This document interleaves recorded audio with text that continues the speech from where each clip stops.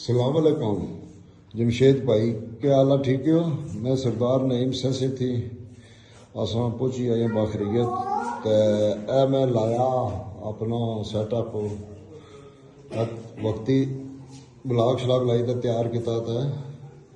वो कल परसों दियाँ फ्रेम इसने मैं बनाई सटसा।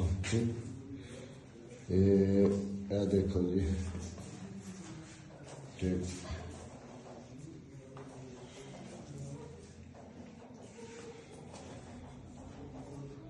ये छोटा है हमारा। इस हस्ती आते खरगोश में एक है तो खा इन दो हस्ती में खरगोश आते ये इन्होंने है। ठीक जिमी भाई अस बखरीत पहुंची आए सी, कोई तंगी परेशानी नहीं हुई। बड़ा जबरदस्त सफ़र रहा, तुसां नाल भी मुलाकात हुई तो बहुत मज़ा आया। तो बहुत मेहरबानी, बहुत नवाजिश, वसलाम। ठीक है जिमी भाई।